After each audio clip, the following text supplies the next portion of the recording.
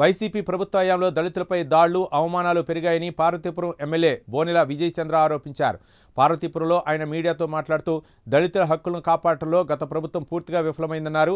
YCP నాయకుల వ్యవహార శైలి దళిత సమాజాన్ని తీవ్రంగా బాధించిందని, దళితులపై జరిగిన అనేక ఘటనల్లో ప్రభుత్వం నిర్లక్ష్యంగా వ్యవహరించిందని విమర్శించారు.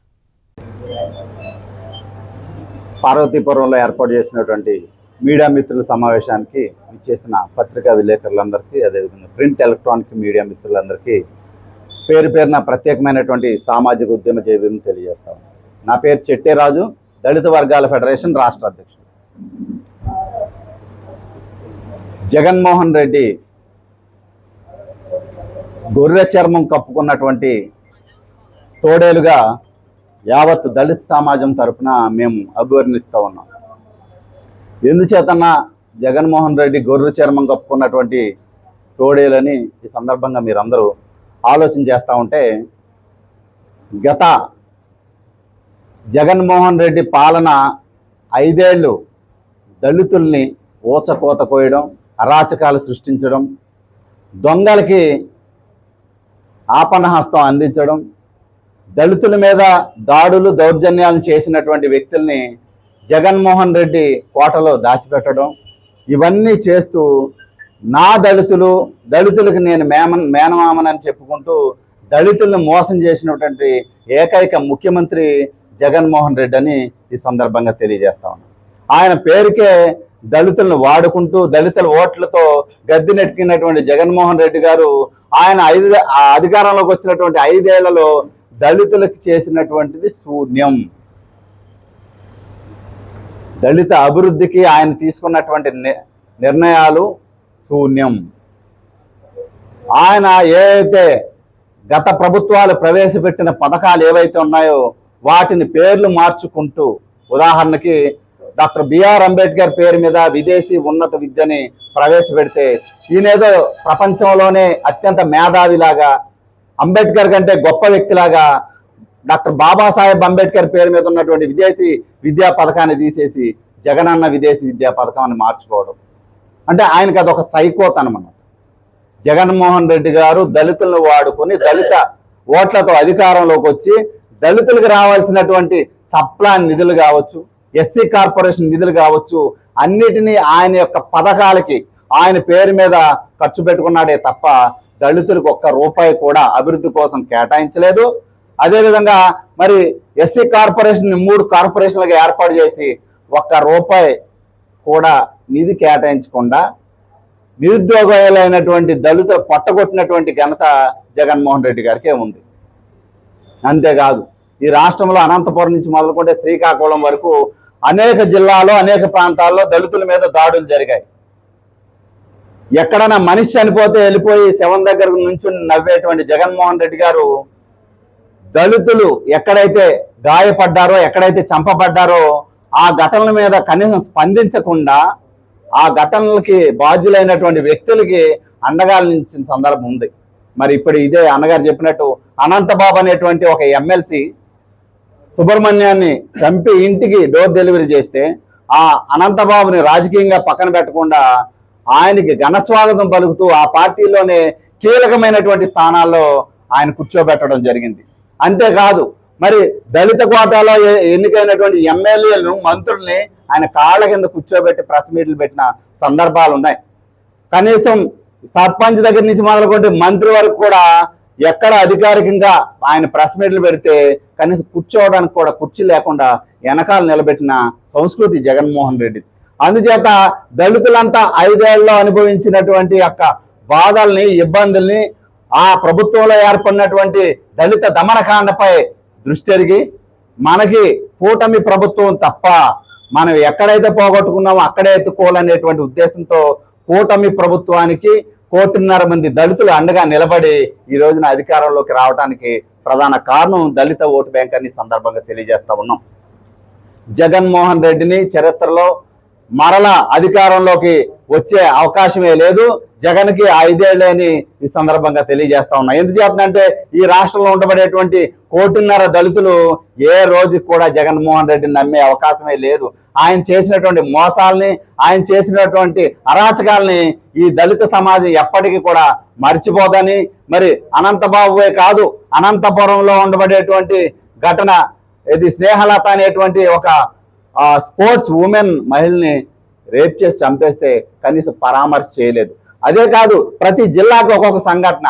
ఇసుక అక్రమాలపై ప్రశ్నించిన ప్రసాద్ అనేటువంటి యువకుడిని పోలీస్ స్టేషన్లో దౌర్జన్యం కూర్చోబెట్టి గుండు కొట్టించిన ఘటనలు జగన్మోహన్ రెడ్డి ప్రభుత్వంలో మేము చూసామండి. అంతేకాదు, మరి పోలీస్ స్టేషన్లో ప్రశ్నించినటువంటి నేరాలకి ఎస్సీల మీద ఎస్సీ ఎస్టీ అట్రాసిటీ చట్టాన్ని ఉపయోగించి ఆ చట్టాన్ని దుర్వినియోగం చేసి మరి ఆ చట్టం ద్వారానే ఎస్సీలను కూడా జైలుకి పంపించిన ఘనత జగన్మోహన్ రెడ్డి ప్రభుత్వంలోనే ఉంది. అందుచేత జగన్మోహన్ రెడ్డి గారిని అధికారం ఇచ్చేటువంటి అవకాశమే లేదు. జగన్ రెడ్డికి అవకాశం ఇవ్వాలని ఆలోచించేటువంటి 1-2% దళితులు ఆలోచించేది ఏంటంటే జగన్ రెడ్డికి అధికారం ఇస్తే పిచ్చోడి చేతికి రాయిచ్చినట్లే గత 5 ఏళ్ల పాలన రుజువు అవుతుందని ఈ సందర్భంగా తెలియజేస్తూ, జగన్మోహన్ రెడ్డి కోట ఏదైతే ఒక వర్గం ఉందో, ముఠా వర్గం, వాళ్ళు చేసేటువంటి కుట్రల్ని ఎప్పటికప్పుడు దళిత వర్గాల ఫెడరేషన్ తరఫున మేము తిప్పికొడతాం.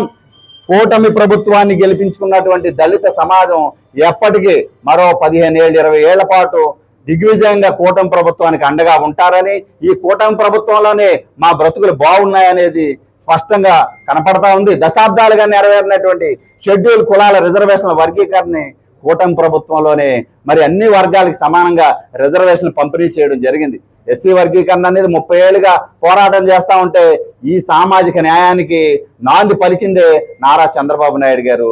మరి ఈ కూటమి ప్రభుత్వం వచ్చిన తర్వాతే దళితుల్లో ఉండబడేటువంటి అన్ని వర్గాల ప్రజలకి న్యాయం జరుగుతుందని, ఆ దిశగా కూటమి ప్రభుత్వానికి దళిత సమాజం అండగా ఉంటుందని ఈ సందర్భంగా దళిత వర్గాల ఫెడరేషన్ తరఫున తెలియజేస్తూ, జగన్మోహన్ రెడ్డి గొర్రె చర్మం కప్పుకున్న తోడేలని మరొక సందర్భంగా తెలియజేస్తూ ముగిస్తాను. జై భీమ్, జై జీవన్, జై భారత్.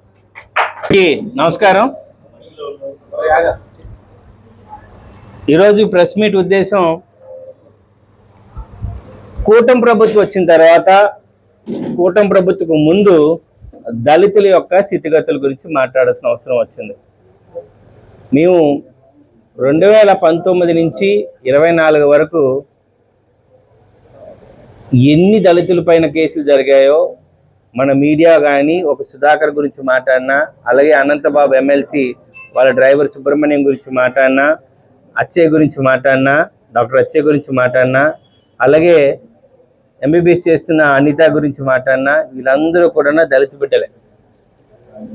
ఎంత పాక్షాకికంగా అంటే ఒక రాక్షస ఆనందంతో వాళ్ళపైన దాడులు జరిగాయో మీ అందరికీ తెలుసు.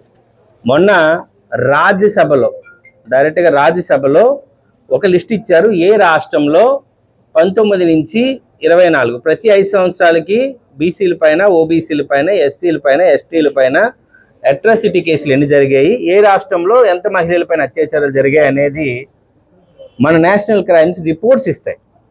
ఆ రిపోర్ట్ బేస్ చేసుకొని 19 నుంచి 24 వరకు మన ఆంధ్రప్రదేశ్లో, దేశంలో మరి ఎక్కడ అంటే జెన్యున్గా ఎవరైనా మనం అడిగితే ఎక్కడ ఎక్కువ దాడులు జరుగుతాయి, అన్యాయాలు జరుగుతాయి అంటే యూపీ, బీహార్ అని చెప్తారు. వాటిని కూడా దాటేసి 19-24లో మన రాష్ట్రంలోనే అతి ఎక్కువగా దళితుల పైన, దళిత మహిళల పైన దారుణమైన అత్యాచారాలు, హింసాత్మకమైన ఘటనలు జరిగాయి. అంటే ఇప్పటికీ కూడా బాధ కలిగించే విషయం, మన దగ్గర పనిచేస్తున్న వ్యక్తిని ఏదో మాట్లాడినాడని కులాహంకారంతో ఆయన చంపేసి ఇంటికి డైరెక్ట్గా తీసుకెళ్ళి, ఇంట్లో మీ శవాన్ని ఇవ్వడం మీకు చాలా ఎక్కువ, నేను ఎక్కడో పూడ్చేయవచ్చు, నేను ఎక్కడో కాల్చేయవచ్చు అని చెప్పిన ఒక ఎమ్మెల్సీకి ఆయన అరెస్ట్ అయ్యి బయటకు వచ్చిన తర్వాత వైసీపీ వాళ్ళు, ఆ సైకో పార్టీ వాళ్ళు, ఆ గొడ్డల పార్టీ వాళ్ళు జైలు నుంచి ఏదో స్వతంత్ర పోరాట యోధుడు రిలీజ్ అయినట్లు కేరింతలు కొడుతూ ఉత్సాహంగా ఊరేగింపు తీసుకెళ్లారు. చూసారండి, ఆ రోజే అర్థమైంది ఈ ఆంధ్రప్రదేశ్లో వైసీపీ పార్టీ ఉన్నంత వరకు దళితులకి ఎవ్రీడే, ప్రతిరోజు కూడా జీవమన్నా సంబంధించిన విషయం అని. ఎందుకంటే ఎస్సీలు అంటే అంత దారుణంగా చూస్తారు. సాక్షాత్తు రోజా ఆమె చెప్తుంది, ఎస్సీగా ఎస్టీగా మేము కాదు, మమ్మల్ని ముట్టుకోవచ్చునని. అంటే అప్పట్లో మంత్రి. అంటే ఎంత దారుణమైన పరిస్థితి మీరు గమనించండి. కూటమి ప్రభుత్వం వచ్చిన తర్వాత ఇంక్యుబేటర్ టాటా, రతన్ టాటా ఇన్నోవేషన్ క్లబ్లో అత్యధికంగా ఇన్నోవేటర్స్ చేస్తున్న వాళ్ళని ఉత్సాహపరిచి ముందు తీసుకెళ్తున్న ఈ రతన్ టాటా దాంట్లో దళితులకు ప్రాధాన్యత ఉంది. ఈసారి ప్రతి కమిటీలో కూడా దళితులకు ప్రాధాన్యత ఉంది. నన్ను ఈస్ట్ కోస్ట్ రైల్వే మెంబర్ చేసిన, అలాగే ఎస్సీ అసెంబ్లీ దాంట్లో చేసిన ఒక దళితునికి, ఇద్దరు దళితులకి టీటీడీ బోర్డులో మాకు మెంబర్స్ ఇచ్చిన, ఒక హోమ్ మినిస్టర్ పదవి ఇచ్చిన, అలాగే ఒక స్పీకర్గా అంటే పోడియం స్పీకర్గా కృష్ణప్రసాద్ గారిని అంతకుముందు మీ అందరికీ తెలిసిందే బాలయోగ్ గారిని ఉంచారు, ఆ తర్వాత తిరిగి కృష్ణప్రసాద్ గారిని ఉంచారు. అంటే దళితుల పట్ల తెలుగుదేశం పార్టీకి ఎంత చిత్తశుద్ధి ఉందో. ప్రతిభా భారతి గురించే తీసుకోండి, మొట్టమొదటిగా చేశారు. అంటే ఈ సమాజంలో అందరూ సమానులే అని నమ్మే సిద్ధాంతం తెలుగుదేశం పార్టీది. కులాన్ని అత్యధిక ప్రాధాన్యత పెట్టుకొని రెడ్డి తప్ప మరి ఇంకే కులం ఉండకూడదు అనేది జగన్మోహన్ రెడ్డి ఆలోచనతోనే భాగంలోని ఎవరైతే ప్రశ్నిస్తాడో, దళితులకు ఉన్న ఏకైక స్వభావం ఏంటంటే ప్రశ్నించడం, పోరాడడం. ఎందుకంటే డాక్టర్ బిఆర్ అంబేద్కర్ మాకు ఆయన లేకపోయినా కానీ ఒకే ఒక పాఠం నేర్పించి వెళ్ళాడండి. ఈ సమాజంలో బతకాలంటే మీరు సమీకరించండి, మీరు పోరాడండి, మీరు ప్రశ్నించండి అని ఏదైతే ఇచ్చారో ఇప్పటికీ కాదు ఇంకొక కొన్ని 100 సంవత్సరాలైనా దళితుల్లో ఉన్న ఒక స్వభావం ప్రశ్నించడం, పోరాడడం, సమీకరించడం, కరెక్ట్ అయిన సరిలో తీసుకెళ్ళడం, అది ప్రతి ఒక్క బిడ్డలో ఉంటుంది. ప్రతి ఒక్క బిడ్డకి అది కామన్గా ఉంటుంది. ఇదే విషయంలో ఒక మాస్క్ అడిగారు సుబ్రహ్మణ్యం గారు కరోనా టైంలో. నువ్వు అమలు మాస్క్ అడుగుతావా అని ఒక రెక్కలు విరిచి రోడ్డు మీద తీసుకెళ్లారండి. అది ఇప్పటికీ నాకు తెలిసి తెలుగు సమాజం, దళిత సమాజం ఎన్ని సంవత్సరాలైనా కానీ ఈ మరకల్ని రాజశేఖర రెడ్డి ఇంతకు ముందు చేశాడు. ఆయన వారసత్వం తీసుకున్న జగన్మోహన్ రెడ్డి ఆయన చేసిన ఈ కార్యక్రమాల్ని తెలుగు యావత్ దళిత జాతి మర్చిపోదనే విషయాన్ని స్పష్టంగా తెలియజేస్తున్నాను.